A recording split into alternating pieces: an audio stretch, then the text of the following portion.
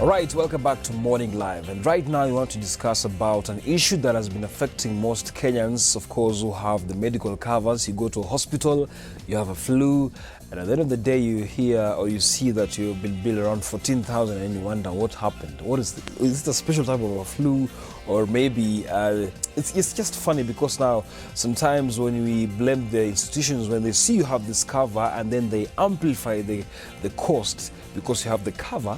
Now, it's very unfortunate, and it means studio, I'm joined by Dr. Simon Kigondo, who will be now taking us through this conversation and to clear the air. Oh, doctors, are you to be blamed about the cost of medication? No, not everyone is privileged to access the cover, but still, what is happening?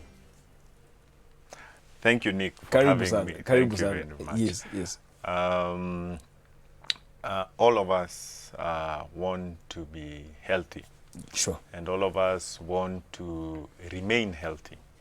And all of us want our relatives to remain healthy. Absolutely. So what does that mean? That has two components. The first component is prevention from getting sick. Okay. Yeah. So prevention. Once you prevent that, that's called primary health care. Okay. The other one is now treatment. Now, it means that when you get sick, you want to get treated quickly so that you go back to your normal functioning, so that you are a useful citizen of the world. So those two components are very important. So the question we need to answer is who is in charge of helping you not become sick and who is treating you. When you now become sick, then you want the place you go that when you get treated immediately and you get better. That has implications, that has an cost implication, which a lot of people do not understand. Okay. Yeah, and therefore, when people generally complain about costs, yeah, you need to go to the root cause analysis of what their complaint is. Okay. Yeah. And if you go down to actually what their complaint is they're complaining about poverty. Okay. They are complaining that they can see that if I pay this amount, I will be 8,000 shillings less rich. You get what I mean? Okay. Therefore, part of these discussions need to be to avoid zooming in on one issue or one component of them.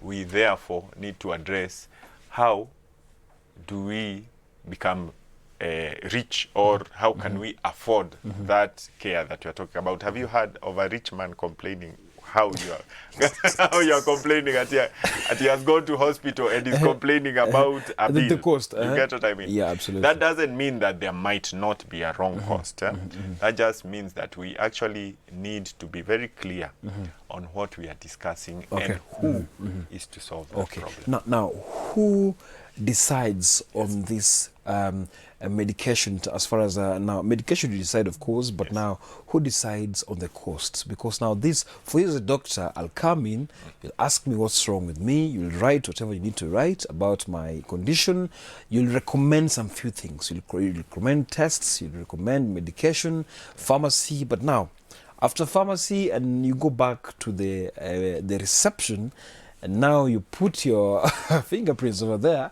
then you're told your bill was this much. Then you get surprised. Wow, what happened? Yeah. Now, who decides on these figures? That's a very good question. And you, again, have to zoom out of that decision of how much this drug costs. For instance, if you go to the same drug, let's say, which drug do you use a lot? Panadol, paracetamol, let's say. If you have paracetamol, if you go to which hospital? Murang'a District Hospital. Okay. How much will it cost? Yeah, it's just basic. Like, for example, now depending on the dose, maybe around 50 shillings. But if you go to a private hospital, maybe it's much higher. Yeah, sure. So what causes that difference? So we again have to take our conversation fire and see what the model of service delivery of health is. So, for instance, there is a public health model, yeah, and there is a private health model, yeah, but the costs are the same. The only catch is who pays for it. Sure. You see, so when you go to and you get treated, so you'll enter a doctor's room, for instance, there is a cost for a doctor. And the cost for a doctor, again, you'll ask, how do we come up with that cost? Yeah.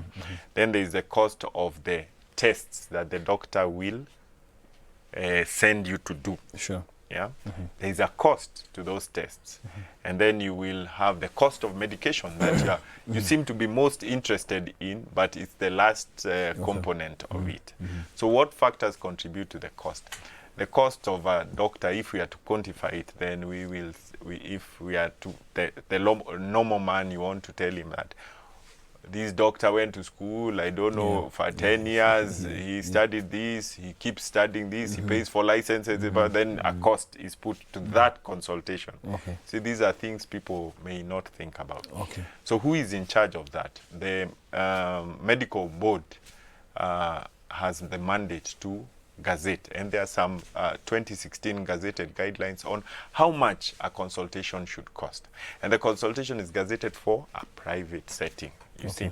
But it is also, that cost is also there in the public setting, except that the model of interaction and payment is different, you see. Okay. Therefore, if I'm at a private hospital and I charge you the consultation, I'm sure you are charged maybe 4,000 shillings, let's say. That 4,000 shillings is also there in the public hospital. Okay. Except that it is not charged to you directly. You see, someone else pays for it. You see. Yeah. When it comes to the cost of medication, then the cost of, for instance, that paracetamol we are talking about might be 100 shillings. In a private setup? No, the cost is itself. 100 shillings. Okay. So when you go to the private shillings, they'll charge that 100 plus maybe put a markup. Why? Because they are the ones taking up the cost of it. In a public hospital, it's also 100 shillings, but the government has subsidized the cost. Therefore, you go there, you're given for free, and you think that it is free, but it is not. Someone else has paid for it. So a conversation should actually be going to who is paying for that particular cost. When it is you now, for instance, when you go to a private setting, then because it is affecting your pocket directly, or your insurance cover is going down, then you start questioning it and think, but the cost is actually the same. Okay, interesting. Now, we've ventured so much on private sector, private hospitals, where most Kenyans would love to get this quality care, quality concerns, and quality just medication for that matter. But when you talk about inpatient, right now, of course, we've talked about consultation. Now, this is an outpatient scenario. Now, inpatient, whereby now this patient needs to be admitted for several days. Now, yes, the setup is now, the question is basically why is there so much consultation fee in various private hospitals? Of course, we understand that doctors can hop from one hospital to the other in the name of consultations, and of course the act of it's a consultation contract. But you see, there's a gap between now the medication, even inpatient compared to outpatient. Outpatient is temporary, you go, but inpatient, for example, we can pick a hospital like, for example, we use Kenyatta, Aga Khan, and Nairobi Hospital. Delivering fee will be very different, even from the normal delivery to cesarean section. This will be very different. Why are we seeing a difference here? Yes, Kenyatta, you've touched on public hospital. The government will cater for everything. Now, the private hospitals, there's still some discrepancies. There's still a gap. You see, private hospital X charges 200,000, Z charges 300,000. So you wonder, what is happening here? Okay. That is, let me even take you out. If you go to Serena Hotel, and you go to Pan-Africa Hotel, and the Boma Hotel is here also. And Boma Hotel is also here. Will the cost be the same? Not the same. You have slept, but it's you came, slept, and went. Will the cost be the same? Not really. Similar to service delivery in the health industry. Therefore, people, and that's why I was telling you, people tend to. So the costing is done by the institution. Okay. So the institution says that for us to see the gynecologist like me is 4,000 shillings. The other institution says 5,000 shillings. Okay. So they have done their costing. The basic costs may be the same, but what else has that institution done so that... So the extras. No, what else has that institution done? Okay, For okay. instance, there is the name, for instance. You may go to a certain place and know, when I go there, the name itself means that they probably have assured standards. Then you may also go to another place where you're not sure whether the treatment you're getting is the correct one or not. You're not sure whether the people treating you are qualified, or you get my point. Okay. So which will be cheaper? Okay, now You get now there's a problem here again. Okay. Now, in terms of now trying to maybe doubt the quality of service. Now, does it mean that the doctor at Kenyatta cannot work at Nairobi Hospital? Because when I go to Kenyatta, it means I will be given maybe a shoddy kind of a service, but this same doctor will be at Nairobi Hospital in the evening. So what is really happening here? Because now we can't talk about quacks at Kenyatta Hospital and professionals at this other hospital. Is it that now what you're trying to say is that they charge on trust also? Yeah, maybe elaborate on that. You are coming very close to what we are saying. Okay. So you may have the same gynecological consultation at two different facilities, and you feel that one is more expensive than the other or not. Again, I take you back. What you need to look out for is, when you went in there, what did you expect? You expected to be treated and you get better. That's the primary goal. But there are also other secondary goals. For instance, how did you like the environment? You see, so people may comment on that and forget that they actually got better on both occasions. You see, so there are those add-ons that people tend to they tend to become more important than the primary goal of treatment. Coming back to the doctor, the doctors, we see people everywhere. We can see you wherever you are, because our primary role, what is our primary role? Diagnose and treat. So wherever I am called, for instance, whether it is in a public facility, private facility, or even by my relatives at home, my job is to diagnose and treat. Okay, all right. Just hold it right there, Doc. But we're taking a short break.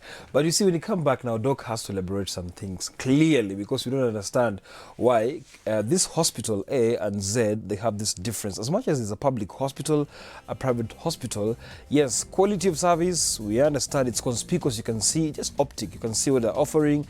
The other side, it's kind of also, you can see what they're offering. But for the common Mwananchi who's suffering out here from NHIF and all those things, how will you be able to amalgamate all these things? And of course, at the end of the day, we have this quality service. All that's coming to you after a short break.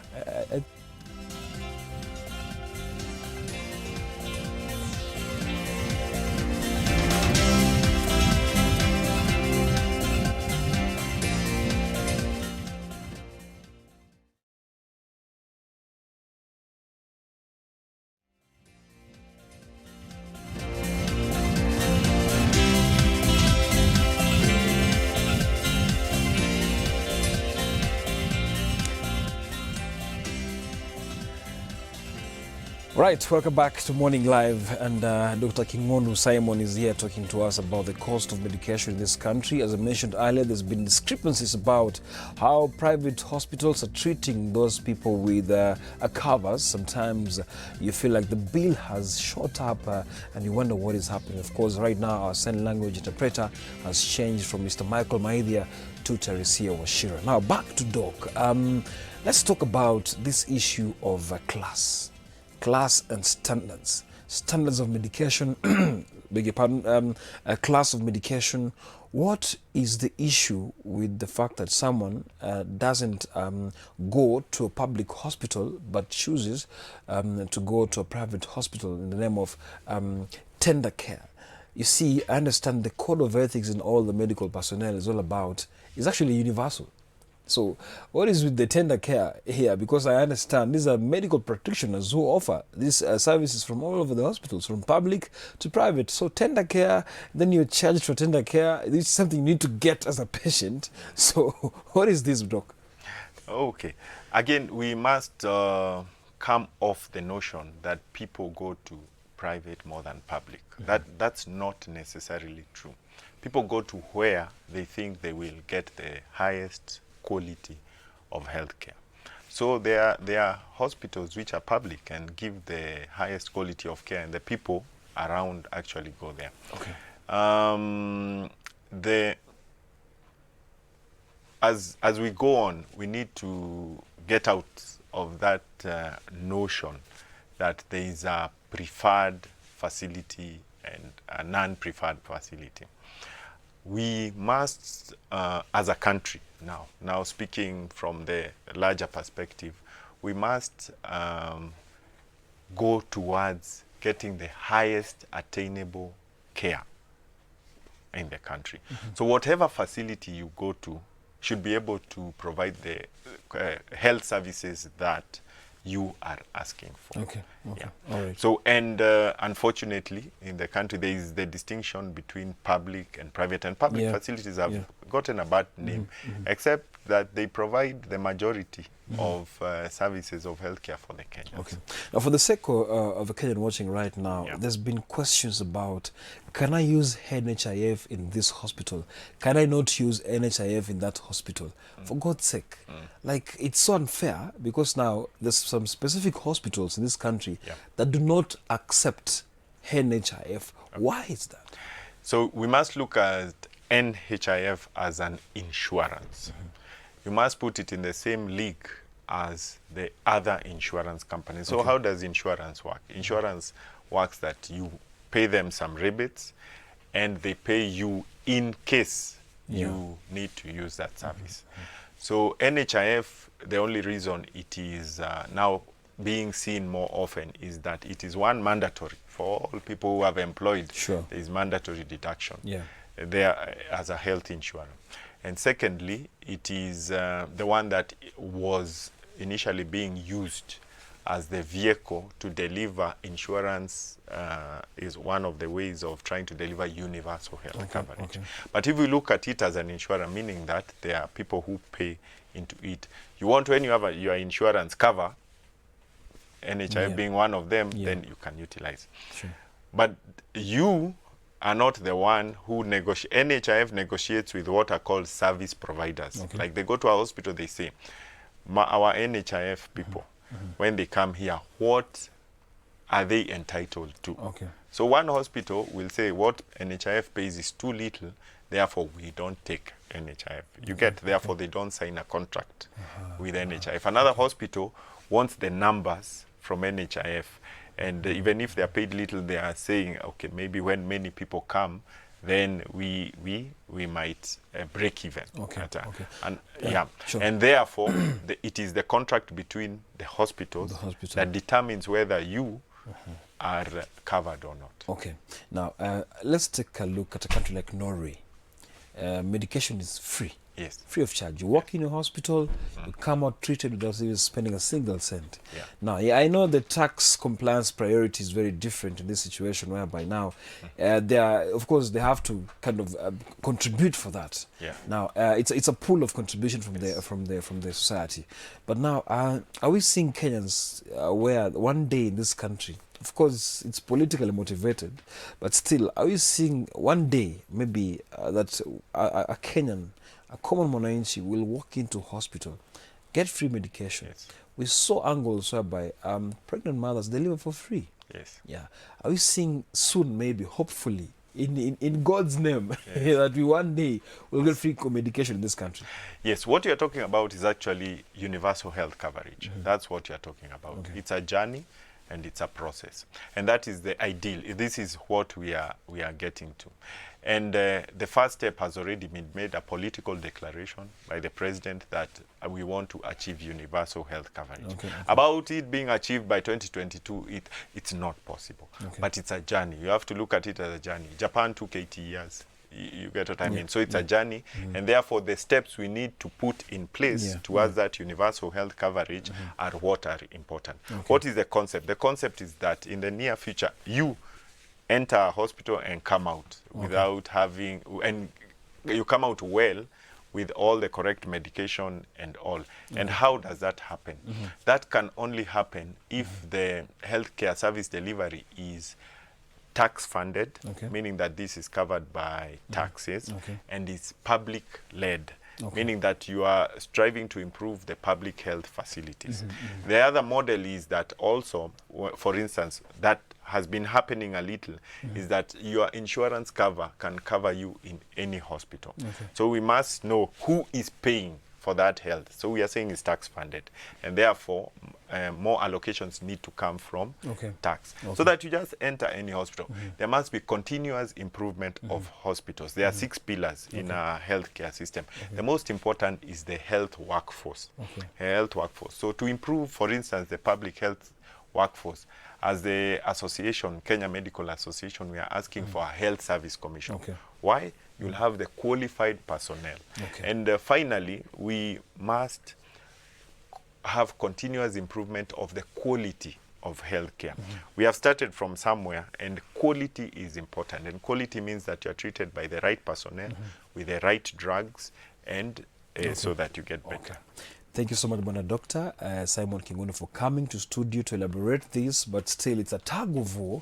We'll follow up on this, because now private hospitals and public hospitals giving different types of quality service, but again, it's still a long way to go. But we hope that the common mwananchi will get the services.